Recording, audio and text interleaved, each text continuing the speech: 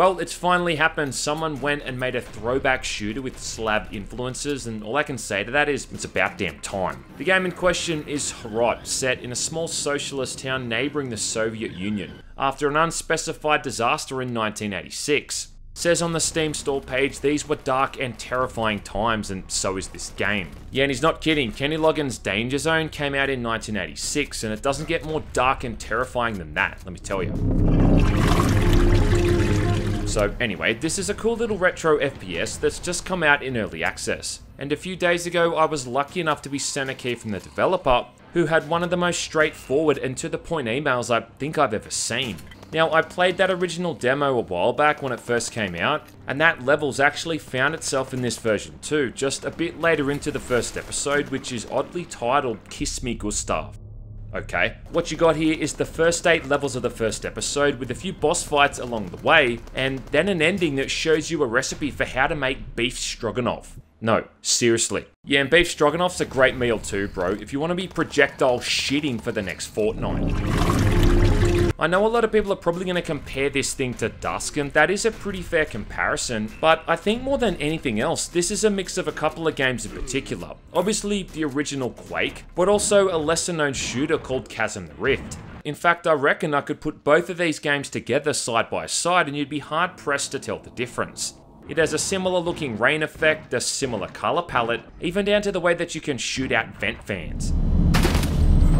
One of the most common enemies in this is a big fat asshole that launches grenades and also has a melee attack when you get too close, which is exactly the same as the ogres in Quake. Even your standard grunt type enemies have a very similar death animation and drop a backpack of ammo when they're killed. Still though, it is kinda hard to deny the similarities between this thing and Dusk. I think you can see it in some of the weapons, that overall low polygon aesthetic, and also the atmosphere in certain levels.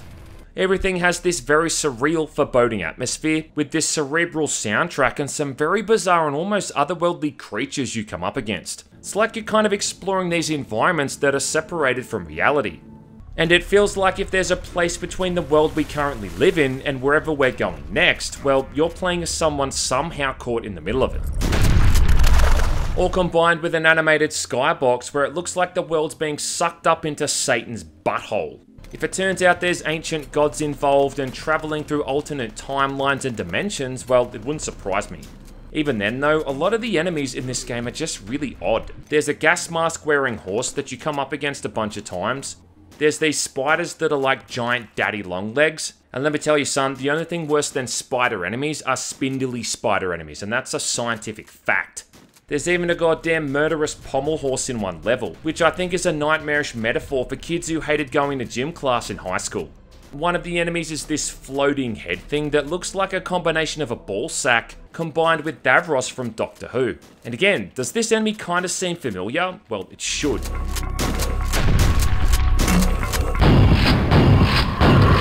If that ain't enough, you've also got rats and giant piranhas to deal with. There's also a pretty cool amount of environmental interactivity. You can turn lights on or off. You can look through security cameras, flush toilets. In fact, at one point, you can even flush down a fat shit.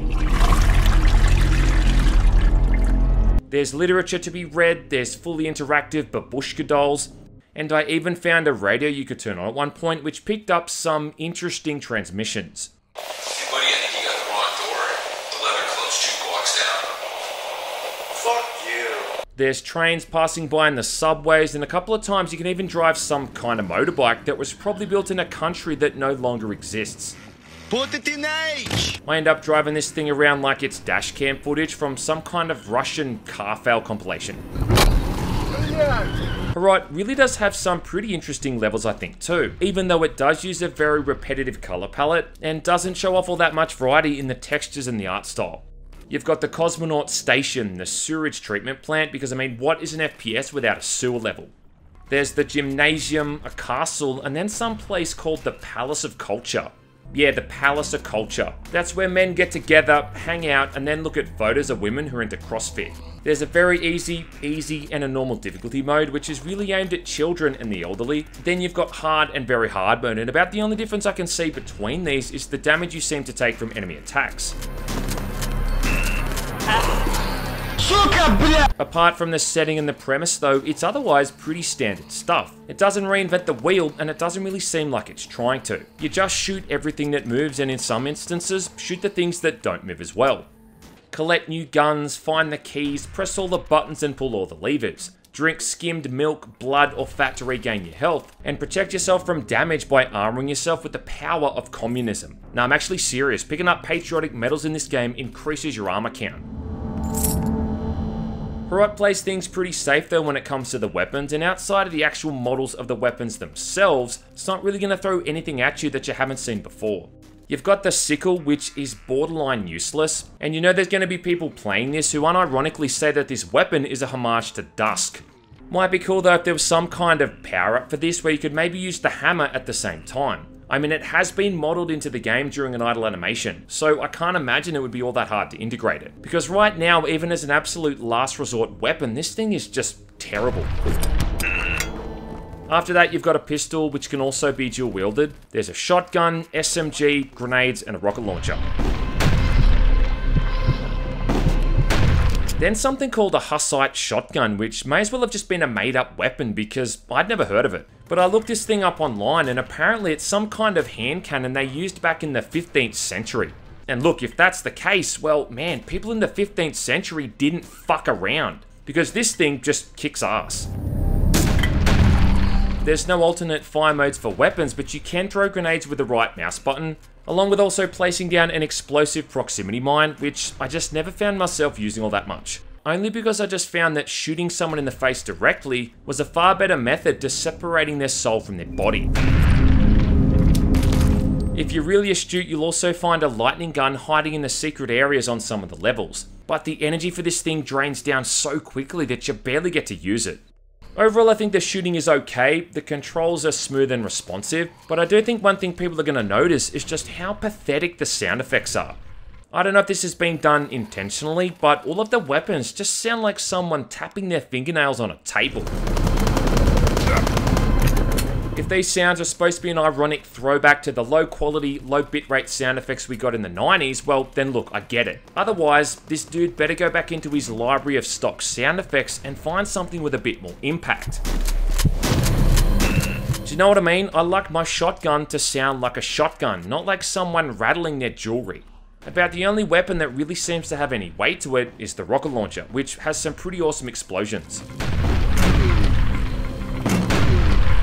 Everything else just sounds kinda weak. I mean, listen to the sound the lightning gun makes. I mean, I pissed louder than this thing. Versus the lightning gun in Quake.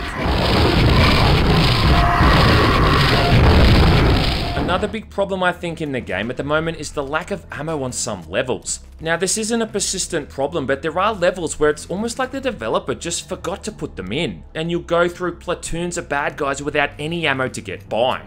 HROT isn't exactly the hardest game ever made, but I mean, simply lacking basic resources kind of does increase the challenge at times, and not really in a good way. During one level, I had to literally restart from the beginning and just try to make sure that every shot counted, just to make sure I had enough for one of the final encounters.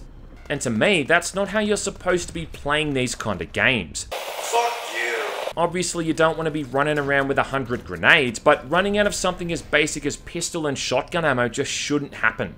It also makes replaying the levels by themselves kinda tricky because you often just won't have enough ammo to deal with the enemies. The other thing I noticed, and that's something that's a bit more simpler, is that there's no reload button. Now, this might seem like a moot point considering it's a throwback shooter, and look, I get that.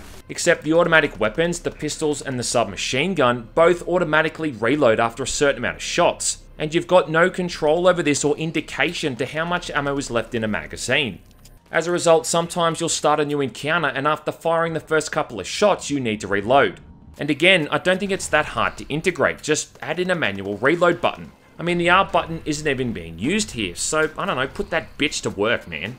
Other than that though, there's not really much else I think worth complaining about, at least in this current build anyway. The whole thing took me a little bit over 2 hours to get through on hard mode, and with that tacked on endless mode and a few achievements, I guess you could spend a fair bit more time with it if you were so inclined. In fact, for one of the achievements, you need to spend 10 years with this thing. Yeah, according to the Steam page, one of the achievements is coming back after 10 years to replay this game. I mean, damn. HROT definitely has enough content to justify being in early access, I think. Its weird combination of mid-90s shooter and Soviet-era aesthetics definitely makes for a nice change.